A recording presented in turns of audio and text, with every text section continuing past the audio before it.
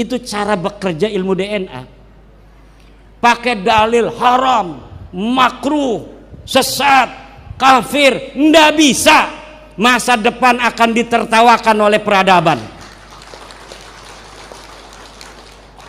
Daripada nanti malu, lebih baik sekarang yang rapih mundur pelan-pelan. Daripada masa depan malu, lebih baik sekarang mundur pelan-pelan. Udah biarin aja itu kiamat dajjal. Kamu mau percaya mau enggak dengan nasab kami, silahkan dah. Udah begitu aja udah.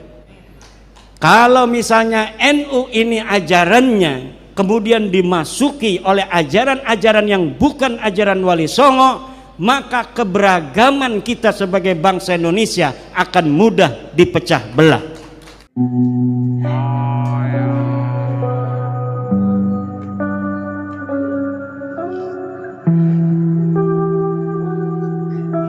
Sedulur-sedulur yang diberkahi Allah, yang tadi telah saya selipkan di dalam video cuplikan awal tersebut tentang apa-apa yang dikatakan oleh Pak Imaduddin tersebut, yang dimana yang pertama kalau tidak salah redaksi kalimat beliau adalah mengatakan bahwasanya masa depan akan ditertawakan dengan peradaban.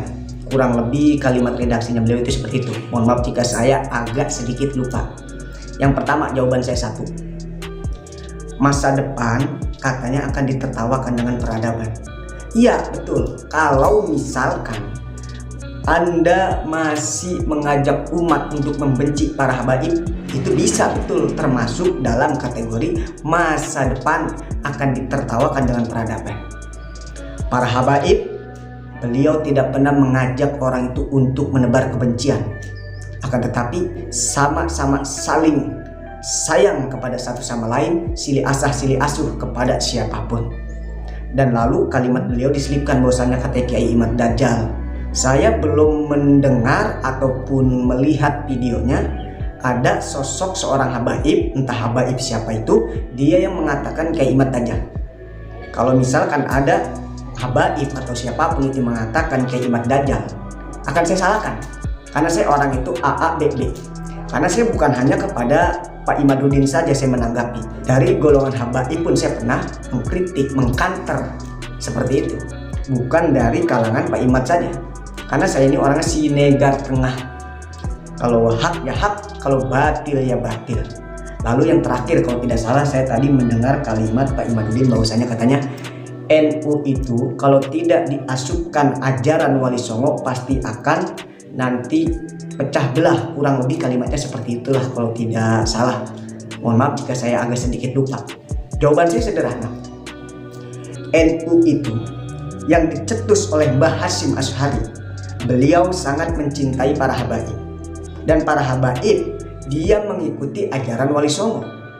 Di mana letak para habaib yang tidak mengikuti ajaran Wali Songo? Di mana para habaib yang tidak mengikuti NU? Silakan kita lihat di NU banyak kok para habaib, entah Habib Lutfi dan Habib-Habib yang lainnya.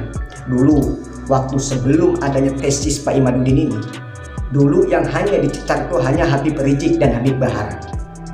Tapi sekarang semua para habaib terkena imbasnya, dari yang keras, dari yang lantang, bahkan sampai yang lembut sekalipun, sekelas Habib Lutfi pun terkena, saudara.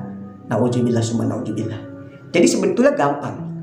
Kalau tidak menginginkan perpecahan di negara kita tercinta ini, cukup Anda saling cinta dan mencintai kepada kaum muslimin wal muslimat, bukan malah menebarkan kebencian.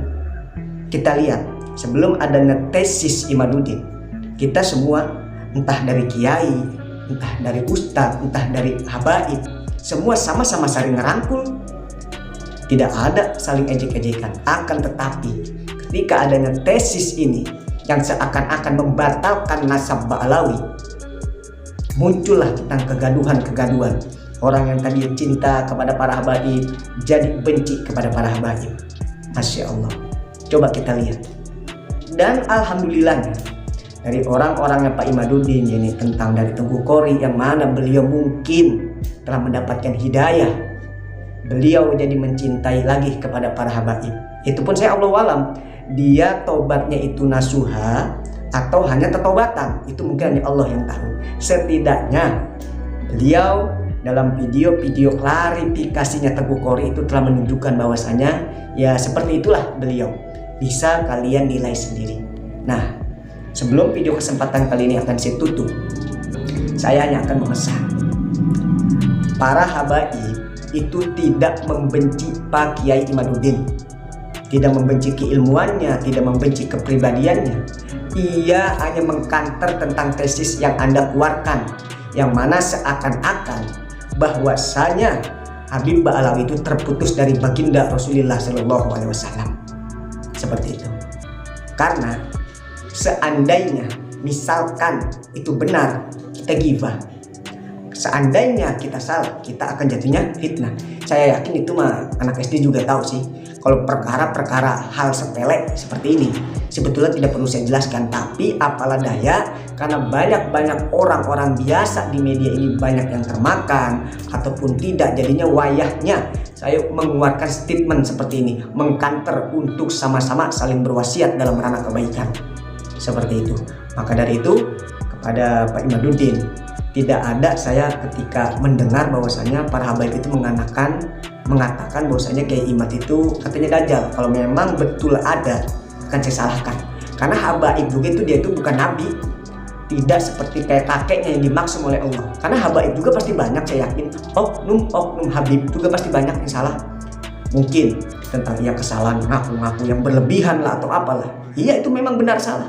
Tapi kalau masalah nasab yang tersambung kepada baginda Nabi besar Muhammad Sallallahu Alaihi Wasallam, ini sakral. Ketika kita membatalkan nasab seseorang, apalagi kita mengajak orang lain untuk membenci para habaib, na'udzubillah summa na'udzubillah. Ihdinas siratal mustaqim. Assalamualaikum warahmatullahi wabarakatuh.